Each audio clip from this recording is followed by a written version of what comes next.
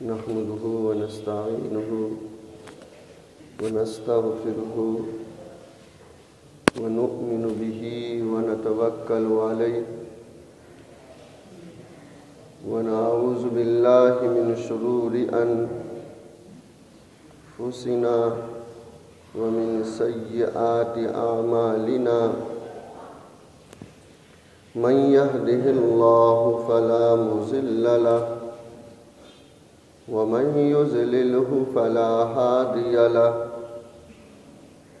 ونشهد أن لا إله إلا الله وحده لا شريك له ونشهد أن سيدنا ومولانا محمدًا عبده ورسوله قال الله تعالى أعوذ بالله من الشيطان الرجيم بسم الله الرحمن الرحيم ويل للمطففين الذين إذا اكتالوا على الناس يستوفون وإذا كالوهم أو وزنوهم يخسرون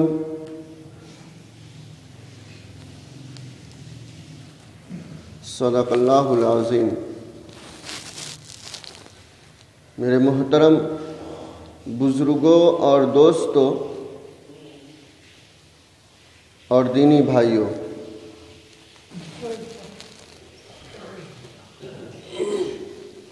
بات چل رہی تھی وہ کون سی چیزیں ہیں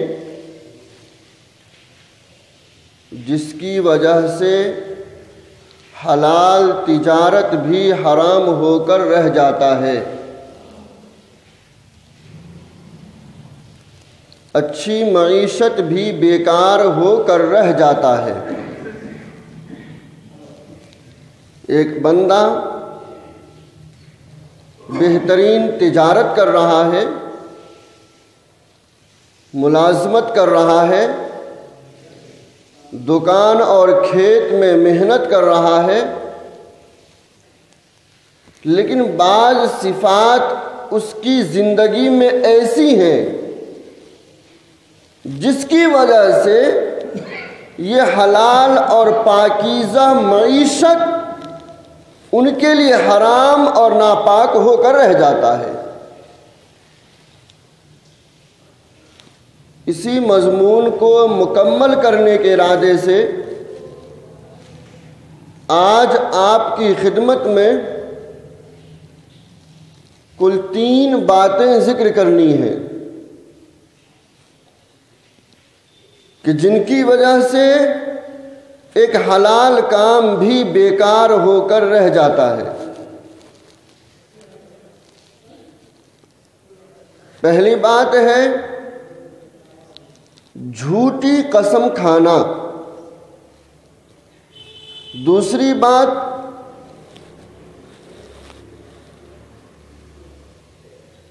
ناپ تول میں کمی کرنا، اور تیسری بات ہے بغیر عیب بیان کیے ہوئے سامان کو بیچنا۔ دعا فرمائیے اللہ تعالی ہمیں صحیح کہنے کی اور ہم سب کو عمل کرنے کی توفیق عطا فرمائے۔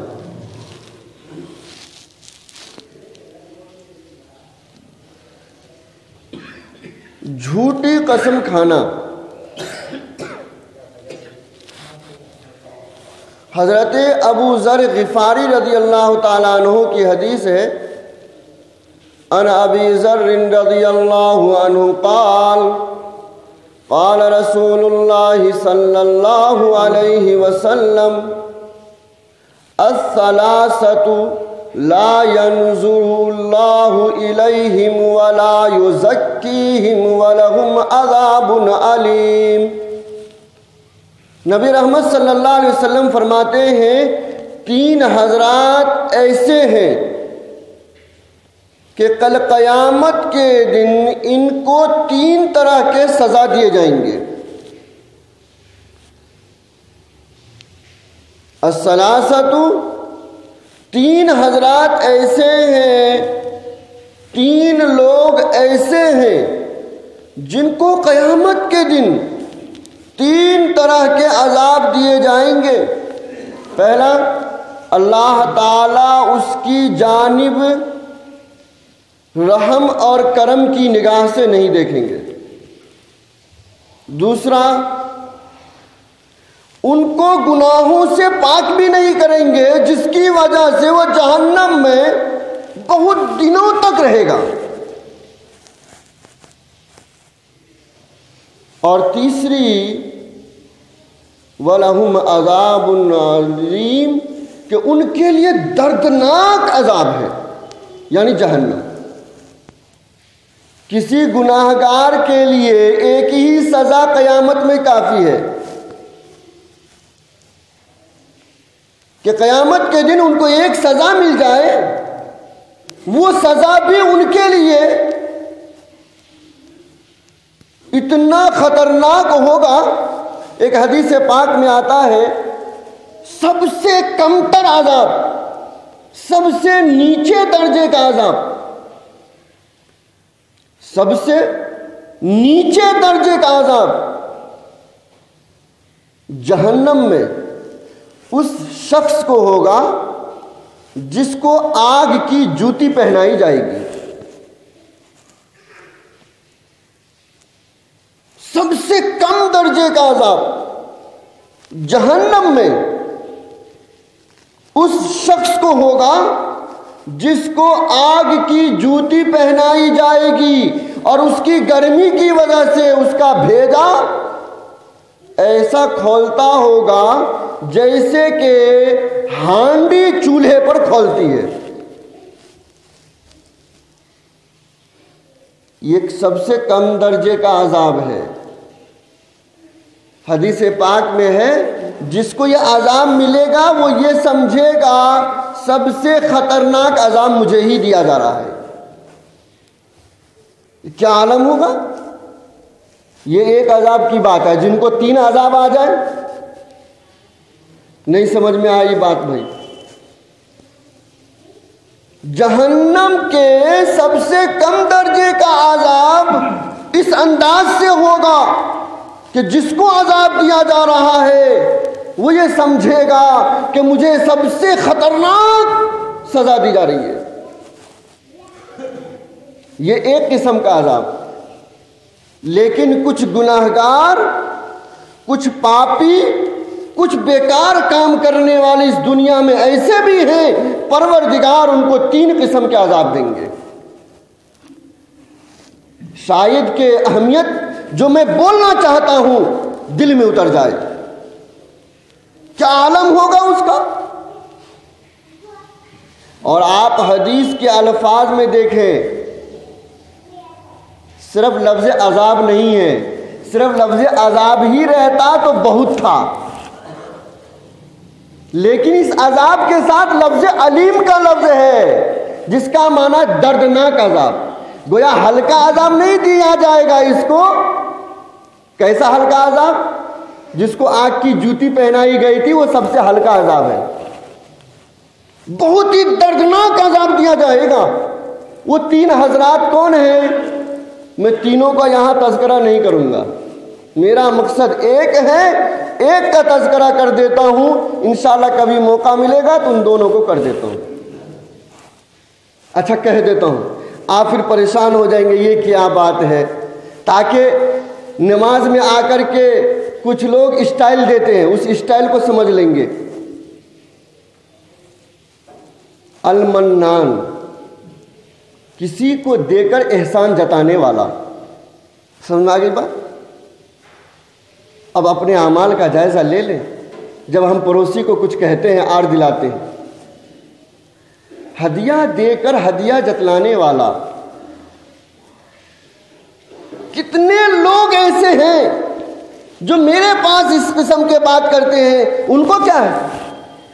ان کو میں نے سب کچھ دیا، آج دیکھو بڑا ہو گیا، بس تم نے دیا تھا، کیوں دیا تھا؟ احسان جتانے والا۔ سمجھ میں آ گئی بات؟ المنان، احسان جتانے والا، ٹخنوں کے نیچے پیجامے کو لٹکانے والا. سمجھ آ گئی بات؟ اب وہ پینٹ جو ہم موڑ لیتے ہیں، ادب سے آ کر نماز میں کھڑے ہو جاتے. میں اس سے پہلے بھی جمعہ میں کہا ہوں، نیچے پیجامہ رکھ کر کے نماز پڑھ لینا مکروہ ہے، لیکن نیچے پیجامہ رکھ کر کو باہر گھومنا حرام ہے. سمجھ آ گئی بات؟ ارے بھائی سمجھ میں آیا؟ نہیں سمجھ میں آئی بات؟ میں پھر بولتا ہوں، شاید آپ سمجھیں گے کہ یہ بیان میں دھوکہ کر رہا ہے. اگر کوئی آدمی پیجامہ، سلوار، لنگی کو ٹخنے سے نیچے کر کے نماز پڑھ لیتا ہے تو اس کی نماز مکروہ ہے. سمجھ میں آئی بات؟ اور اگر باہر پھرتا اسٹائل کی نیت سے تو حرام ہے. شیطان نے حرام کام کروا لیا، مسجد میں آ کو اٹھوا دیا. اور یہ نماز میں جب کھڑا ہوتا ہے نا، بانگی تکبیر بھول جائے، امام سورہ فاتحہ بھول جائے، لیکن یہ پیجامہ اٹھانا نہیں بھولتا ہے. باہر میں کیا ہو جاتا ہے اس کو؟ باہر میں کیوں نہیں اٹھاتا ہے یہ اپنے پیجامے کو؟ میرے بیان کا یہ مطلب مت نکالیے کہ نماز میں نہیں کرنا چاہیے، کرنا چاہیے، لیکن نماز ہی میں نہیں، باہر میں بھی آپ کا پیجامہ ٹکنے سے نیچے نہیں رہنا چاہیے. سمجھ میں آ گئی بات؟ تو اب ایسے لوگوں کو ذرا سمجھائیں. میرے بھائی، آپ یہ جو گناہ کا کام کر رہے ہیں 4 فٹ کا اور اس کا پیجامہ ہے 6 فٹ کا. بیٹے نے دادا کا پیجامہ پہنے سر کا دکھتا ہے. اور میں اپنی زبان میں کہتا ہوں، میونسپلٹی کا یہ کام روڈوں پہ کرتا ہے، جھاڑو لگاتا ہے، پھر اسی پینٹ کو لے کر کے نماز پڑھتا ہے. پیچھے دیکھو تو گوبر لگا ہوا، پیشاب لگا ہوا ہے. اس گہرائی میں جا کر آپ جانچیں گے تو اس شخص کی نماز بھی نہیں ہوگی. کتنے لوگوں کو میں نے سمجھایا ہے، برسات میں سلیپر بن کے آ رہا ہے، پورا وہ بھیگا ہوا ہے اور آتا ہے مسجد میں یوں موڑ لیتا ہے. میرے بھائی، کپڑا ہی پاک نہیں رہا تو تیرے کپڑا موڑنے سے کیا ہوگا؟ سمجھ میں آ رہی بات؟ اور میرے بھائی، یہ جوان کریں تو ذرا چلو، یہ 55 سال کا بڈھا بھی ایسا کرتا ہے نا، اس کو کیا امید ہے دوسری کا؟ نہیں، بس ایک عادت لگی ہے، اس عادت کے موافق اپنی زندگی گزار لے رہا ہے. اچھا، ہمارے استاد محترم نے کہا تھا، یاد رکھو، شرابی شراب پیتا ہے، اس کو تھوڑی دیر کے لیے کچھ فائدہ ہو رہا ہوگا، اور زانی زنا کرتا ہے تو کیا ملتا ہے وہ آپ جانتے ہیں. لیکن اس میں کیا ملتا ہے یہ بتاؤ؟ اس میں کیا ملتا ہے؟ ٹکنے سے نیچے لنگی کو لٹکانے میں کچھ مزہ ہے؟ یہ گناہ بے مزہ ہے، یہ گناہ بے مزہ ہے. سمجھ میں آ جائے بات تو خدا کی قسم آج جا کر کے اپنے پینٹوں کو کینچی سے کاٹ دیں. یہ بے مزہ گناہ، اس گناہ میں کوئی مزہ ہے؟ اور کتنا دردناک عذاب. پیارے نبی نے فرمایا، ایسے شخص کو 3 قسم کے عذاب ملیں گے.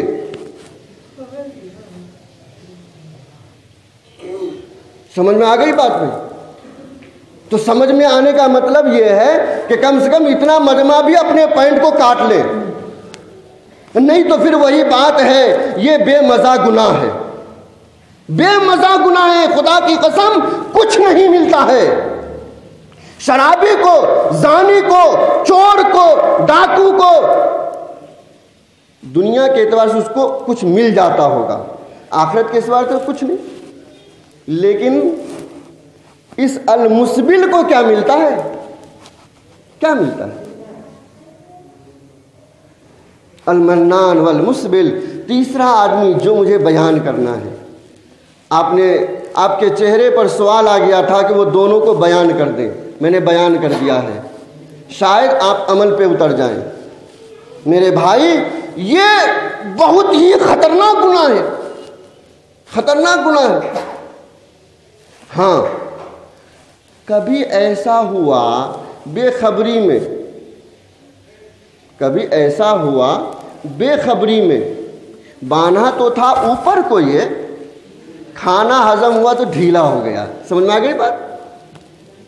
ارے بھائی سمجھ میں آیا؟ لیکن نیچے پہلے سے لٹکا لیا ہے تو یہ نہیں آتا. پھر ایسا آدمی کو یہ گناہ نہیں ملے گا. بھائی سمجھ میں آیا؟ جب پیارے نبی یہ حدیث بیان کر رہے تھے، حضرت ابوبکر وہاں پریشان ہو رہے تھے. ارے سمجھ میں آئی بات؟ حضرت ابوبکر تھے دبلے پتلے، اور کمر تھی اس کو نہیں ہے، پہنتے تھے اوپر نیچے آ جاتی تھی. اللہ کے نبی میں کہ ابوبکر تیری باپ ہے، تیرے کو چھوٹ. سمجھ میں آ گئی بات؟ اور بھائی سمجھ میں آیا؟ لیکن اسٹائل کی نیت سے، دکھاوے کی نیت سے، ناپاک لوگوں کے ہجروں کی اقتدا میں کہ اون لٹکا کو چلتا ہم بھی لٹکا کو چلیں گے. کیا ضرورت ہے اتنا کپڑا لگانے کی؟ ایسے حضرات کو یہ عذاب ملے گا. بھائی تیسرا آدمی ہے المنفق سلعتہ بالحلف الکاذب. بخاری کی حدیث سنا رہا ہوں.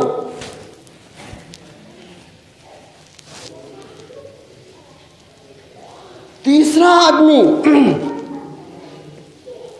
جن کو عذاب ملے گا اس قسم کا، جھوٹی قسم کھا کر اپنے سامان کو بیچنے والا. سمجھ میں آئے گا، کوڑیوں کے پیچھے ہم نے آخرت کو برباد کر دیا ہے. بڑا مزہ آتا ہے بعض لوگوں کو زبان پر قسم تو ایسا چڑھا رہتا ہے بلا وجہ کہ وہ قسم خدا کی قسم. میرے بھائی پیارے نبی رحمت صلی اللہ علیہ وسلم نے فرمایا، ایسا تاجر، ایسا دکاندار، ایسا معیشت کو طلب کرنے والا، ایسا کاروبار کرنے والا جو اپنے سامان کو جھوٹی قسم کھا کر کے بیچتا ہے، اس شخص کو بھی کل قیامت کے دن 3 قسم کا عذاب ملے گا. ادنا قسم کا عذاب نہیں برداشت کر سکتا ہے، ادنا قسم کا عذاب برداشت نہیں کر سکتا ہے کہ ادنا قسم کے عذاب والے کو بھیجا ہانڈی کی طرح ابلتا رہے گا. ان کو 3 قسم کا عذاب ملے گا. میرے بھائی ارادہ کر لیجئے، سامان بکے یا نہ بکے، میں جھوٹی قسم کھا کر کے سامان نہیں بیچوں گا. ارادہ کر لیجئے آپ کے گھر میں جو 2 روپیے آئیں گے وہ 2 روپیے کا برکت والا ہوگا، 2000 آ جائے بے برکت والا ہوگا، بے برکت والا. انشاءاللہ ارادہ ہے میں آپ کو سمجھاؤں گا کہ برکت کس کو کہتے ہیں. کچھ لوگوں نے عدد کو سمجھ لیا ہے، 10 کا 20 ہو جائے تو برکت ہے. نہیں بھائی، انشاءاللہ اس بات کو کبھی سمجھائیں گے ہم. برکت کا تعلق کثرت سے نہیں ہے. وہ 2 روپیہ جو سچائی کے ساتھ کمایا جائے، محنت کے ساتھ کمایا جائے، شریعت کے اصول کے موافق کمایا جائے، پروردگار اس 2 روپیے کے اندر آپ کے 2000 کے کام کو کرائے گا، 2000 کے کام کو کرا دے گا. کھیتوں میں مزدور صبح سے شام تک اپنی محنت کی کمائی کر کے 100 روپیہ لاتا ہے، اور آپ صبح سے شام تک آفس میں بیٹھ کر 1000 روپیہ لاتے ہیں، پھر بھی ہم پریشان ہیں اور پھر بھی وہ گوشت کھاتا ہے. وجہ کیا ہے؟ اس لیے کہ اس کے 100 روپیے میں برکت ہے. ابھی تم 1000 روپیہ لوگوں کی جیب سے نکالے نہیں کہ پروردگار نے فیصلہ کر دیا یہ گھر جائے گا، اس کے بچے کو الٹی ہوگی، اس کی بیوی حمام میں یوں ہی گر جائے گی، اس کا فلاں کام ایسا ہو جائے گا، جاتا رہے گا، اس کے گاڑی کے ٹائر کو پنچر کر دینا. یہ ساری چیزیں ہیں، لفڑے ہی لفڑے. المنفق سلعتہ بالحلف الکاذب، کہ وہ قسم کھا کر، جھوٹی قسم کھا کر اپنے سامان کو بیچنے والا. وقت بہت ہو چکا ہے، ذہن میں بات بہت کچھ ہے، آپ کو اختصار کے ساتھ سمجھاتا چلوں. دوسری چیز، ناپ تول میں کمی کرنے والا. وَيْلٌ لِّلْمُطَفِّفِينَ، اب قرآن جس پر بربادی کا دعا دیتا ہو، اب وہاں تعویذ لٹکائے تو کام چلتا جی؟ تو سمجھ میں کیوں نہیں آتی ہم کو؟ میں سمجھ میں کیوں نہیں آتی ہے؟ اتنی صاف بات کرنے والا کوئی ملے گا؟ قرآن ناپ تول میں کمی کرنے والے پر مسلسل بد دعا کر رہی ہے، اب وہاں پہ تعویذ لٹکائے تو چلتا؟ مکان و دکان کی خیر و برکت کے لیے ایک نہیں 50 لٹکا لو، جب تک ہم اپنے اعمال کو درست نہیں کریں گے اس وقت تک برکت تو چھوڑو حرکت بھی نہیں آئے گی۔ وَيْلٌ لِّلْمُطَفِّفِينَ، حضرت ابن عباس رضی اللہ تعالی عنہما فرماتے ہیں نبی رحمت صلی اللہ علیہ وسلم جب مدینہ تشریف لائے، مدینہ والے تطفیف کیا کرتے تھے، ناپ تول میں کمی کیا کرتے تھے۔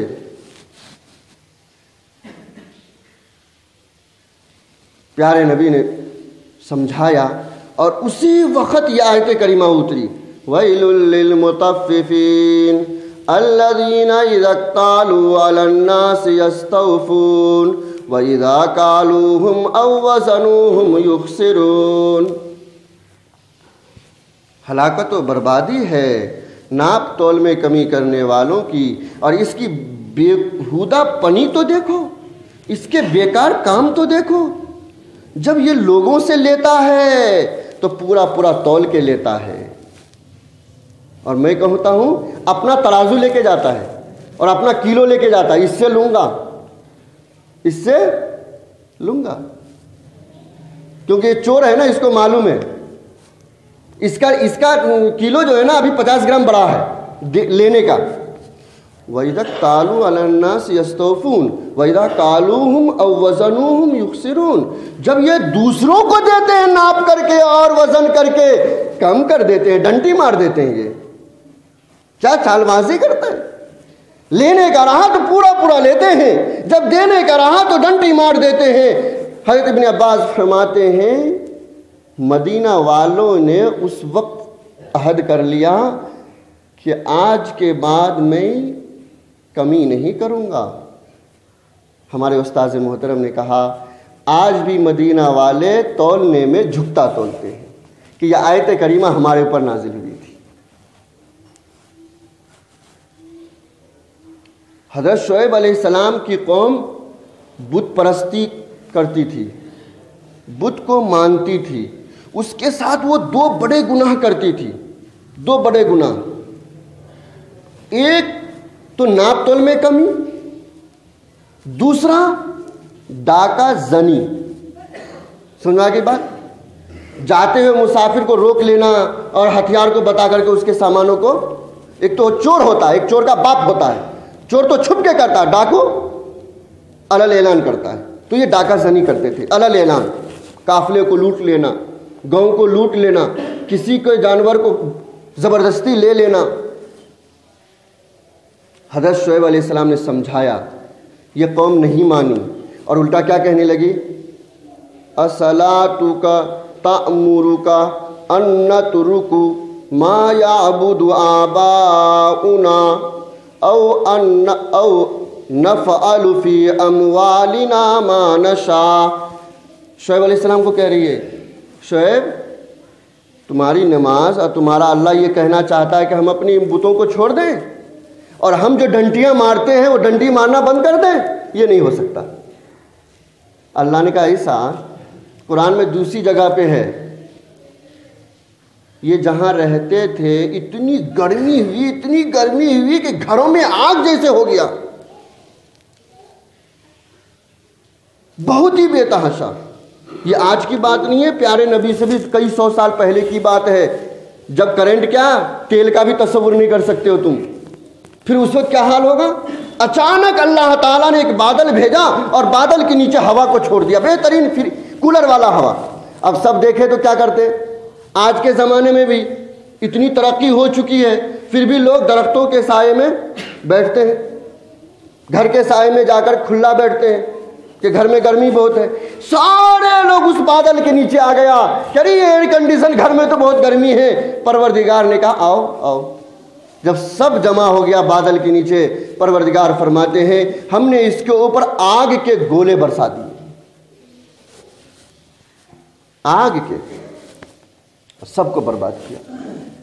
تطفیف اتنا بڑا گناہ ہے تو ہمارے پہ کیوں نہیں آتی ہے؟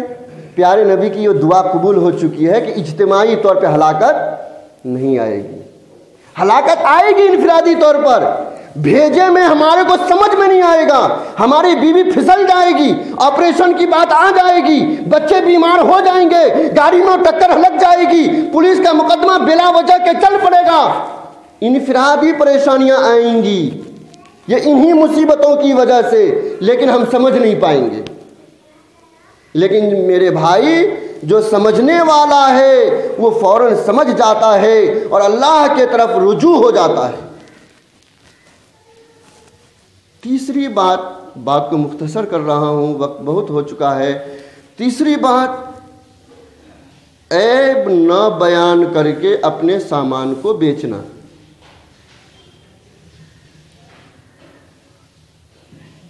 جو بندہ بغیر عیب بیان کیے ہوئے سامان کو بیچ دیتا ہے، پیارے نبی فرماتے ہیں مسلسل یہ اللہ تعالیٰ کی پھٹکار میں رہتا ہے اور فرشتے مسلسل ان پر بددعا کرتے ہیں.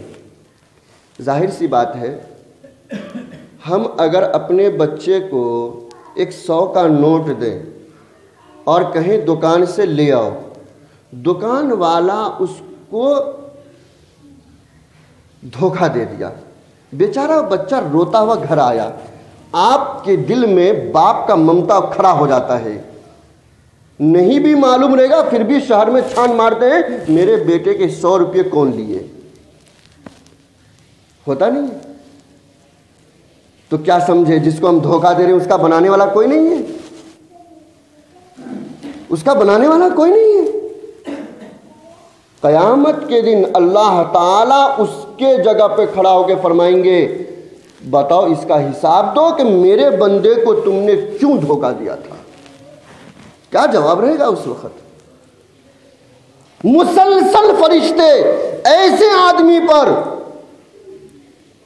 جو اپنی چاپلوسی سے، زبان درازی سے بیچ لیتا ہے سامان کو، دھوکہ دے کر کے پروردگار ہمیشہ اس پر پھٹکار بھیجتے ہیں اور فرشتے ہمیشہ اس کے لیے بددعا کرتے ہیں. اس لیے میرے دوستو، کاروبار کریں، معاملات کریں، معیشت کریں، لیکن پاکیزگی کے ساتھ. دیکھیے ایک بات یاد رکھیے، شیطان دل میں یہ چیزیں ڈالتا ہے، آپ ان چیزوں کی طرف مت جائیں. امانت داری کے ساتھ تجارت کریں، 2 روپے کی جگہ 1 ہی روپیہ نفع آنے دیجئے. پروردگار اسی 1 روپے میں ہمارے سارے کام بنا دیں گے. کر کے دیکھ لیجئے، کر کے دیکھ لیجئے. حضرت امام ابو حنیفہ کے پاس واقعہ سنا چکا ہوں، تفصیل کے ساتھ نہیں سناؤں گا. ایک کپڑے کا تھان تھا، اس میں تھا عیب. انہوں نے اپنے نوکر کو بتا رکھا تھا جو بھی لینے آئے اور یہ کپڑا پسند کرے اس کو بتا دینا اس میں عیب ہے. حضرت امام کہیں تشریف لے گئے، اتنے میں ایک گراہک آیا، اسی کپڑے کو پسند کر کے لے کے چلا گیا. حضرت امام تشریف لائے، فرمایا کیا؟ تو یہ کپڑا بیچ دیا. کتنے میں؟ تو اتنے میں. ان کو تم بتائے کہ اس میں عیب ہے؟ نہیں حضرت بھول گیا میں. ہم جیسے لوگ ہوتے تو واہ شاباش میرا بیٹا اچھا ماہر ہو گیا کہتے. ہاں ماہر ہو گیا، چور بنا دیا اپنے بیٹے کو، ماہر ہو گیا. لوٹنے والا بنا دیا تم، دوسروں کے گھر کو اجاڑ کر کے اپنے گھر کو بسانے والا بنا دیے، بیٹا ماہر ہو گیا. کل قیامت میں سمجھ میں آئے گا، سمجھ میں آئے گا. حضرت امام نے کہا کیسے تھا؟ حضرت اس طرح کپڑے میں آئے تھے، یہ جانور تھا اس کے پاس. پورے شہر آپ نے چکر لگائی ہے، شام میں وہ آدمی ملتا ہے اور حضرت فرماتے بھائی وہ کپڑے میں یہ عیب ہے، رقم لے لو، کپڑا دے دو۔ اس نے کہا کہ حضرت اس عیب کے ساتھ میں کپڑا خریدنے کے لیے تیار ہوں۔ سمجھ میں آ گئی بات؟ اب ہو گیا حلال، اور وہیں بیٹھ جاتے تھے ہو جاتا حرام، اب ہو گیا حلال۔ نبی رحمت صلی اللہ علیہ وسلم ایک مرتبہ بازار میں تشریف لے گئے، بخاری شریف کی حدیث ہے، ایک غلہ والوں کو دیکھا غلہ کا ڈھیر لگا ہوا ہے اناج کا، آپ نے اس کے اناج کے اندر ہاتھ ڈالا تو ہاتھ بھیگ گیا۔ آپ نے فرمایا اناج والے کیا کر رہے ہو تم؟ کہا اللہ کے نبی رات میں بارش ہوئی تھی تو بھیگ گیا۔ پیارے نبی نے فرمایا بھیگ گیا تو بھیگے ہوئے کو تم اوپر کیوں نہیں کر دیتے؟ لوگ دھوکہ کھا جائیں گا نا۔ من غشنا فلیس منا، پیارے نبی نے فرمایا جو دھوکہ دے کر سامان بیچے گا وہ ہم میں سے نہیں ہے۔ سمجھ میں آ گئی بات؟ سمجھ میں آ گئی ہوگی تو آئندہ اس کام کو چھوڑ دیں گے۔ نبی فرماتے ہیں وہ ہم میں سے نہیں ہے۔ جب باپ بیٹے سے آخری درجے کا ناراض ہوتا ہے تو کہہ دیتا جا تو مجھ میں سے نہیں، تو میرا بیٹا ہی نہیں، جا تو میرا بیٹا ہی نہیں۔ یہ آخری درجے کی ناراضگی ہے اس کے لیے کہ وہ مجھ میں سے نہیں ہے۔ میرے دوستو، تجارت آپ کو دنیا بھی اور آخرت پر بھی بلند کر دے گا، لیکن سچائی کے ساتھ، امانت داری کے ساتھ۔ تب ہے وہ حدیث امانت دار سچا تاجر انبیاء کے ساتھ ہوگا، شہداء کے ساتھ ہوگا، صدیقین کے ساتھ ہوگا۔ ایسے ہی نہیں کہ گلا کاٹنے کے ارادے سے کر رہے ہیں کام، تب نہیں۔ وقت بہت ہو گیا ہے، آئندہ جمعہ میں یہ بتاؤں گا کہ کن چیزوں کی وجہ سے تجارت، معیشت، کاروبار اچھا ہو جاتا ہے۔ برا ہو گیا اب 2 جمعہ، انشاءاللہ اچھے اوصاف ذکر کروں گا جس کی وجہ سے ان کی تجارت بھی اچھی ہوتی ہے، دنیا بھی بنتا ہے، اور پھر اس کے دکان پر بیٹھنا بھی عبادت بن جاتا ہے، اس کے کھیت میں کام کرنا بھی عبادت بن جاتا ہے، اس کی ملازمت کرنا بھی عبادت بن جاتا ہے۔ جو وہ احادیث جس کو میں نے 2-3 جمعہ پہلے ذکر کیا تھا کہ تاجر کو یہ ملے گا، یہ ملے گا، کب ملے گا، وہ کون سی صفات ہیں، وہ کون سی چیزیں ہیں جس کو ملحوظ رکھ کر کے آدمی کام کرے گا تو وہ بہترین تجارت کرنے والا ہوگا، بہترین کاروبار کرنے والا ہوگا۔ اس بات کو انشاءاللہ آئندہ جمعہ ذکر کروں گا۔ 2 اعلان ہیں۔ ایک اعلان یہ ہے، آپ کو میں کئی دفعہ یہ بات کہہ چکا ہوں، پورے ہندوستان لیول پر اس وقت 2 ایسی جماعتیں ہیں جو مسلمانوں کی دستگیری کر رہی ہے۔ ہم اپنے محلوں میں سوتے ہیں، لیکن کچھ تنظیمیں مسلسل ہمارے حقوق کے لیے حکومت سے لڑتی ہے۔ کئی مرتبہ آپ نے بھی اس کو سنا ہے، پیپروں میں پڑھا ہے۔ مسلم بورڈ، جس کو آپ مسلم پرسنل لا بورڈ کہتے ہیں، اور دوسرا جمعیت العلماء ہند، ان کے احسانات ہم بیان نہیں کر سکتے ہیں۔ یہ آج کی کوئی جماعت نہیں ہے، جنگ آزادی ہی سے یہ جماعتیں قائم ہوئی تھی، مسلمانوں کی آئلی قانون کی حفاظت کے لیے۔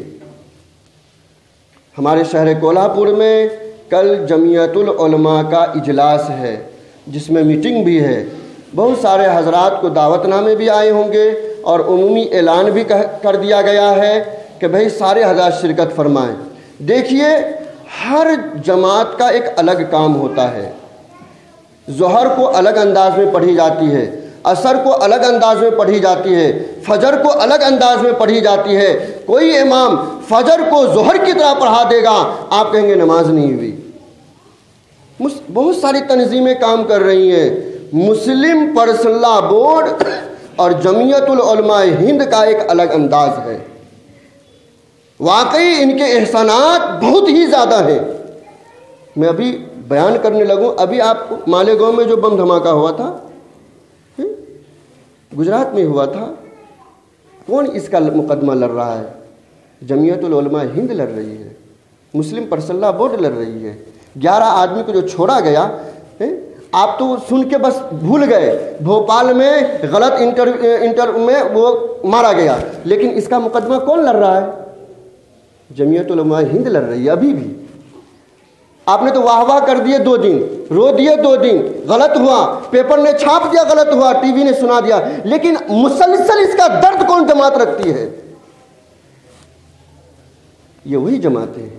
تو بھائی اللہ تعالیٰ ان جماعتوں کی سرپرستی بہت ہی دیر تک ہم پر قائم رکھے اور ہمارا تعاون بھی ان کے ساتھ ہوتا رہے۔ تو کل سنیچر کے دن بورڈ بھی لگے ہوئے ہیں، پروگرام کی تفصیل سن لیجئے گا، دیکھ لیجئے گا اور پہنچنے کی کوشش کیجئے۔ اللہ تعالی ہم سبھی حضرات کو عمل کی توفیق عطا فرمائے۔ دوسرا اعلان یہ ہے کہ ایک خاتون آئی ہیں، معذور ہیں، وہ اپنی بچی کی غالباً شادی کرنا چاہتی ہیں، آپ ان کا بھرپور تعاون کریں، اللہ تعالی عمل کی توفیق عطا فرمائے۔ اور کوئی اعلان ہے؟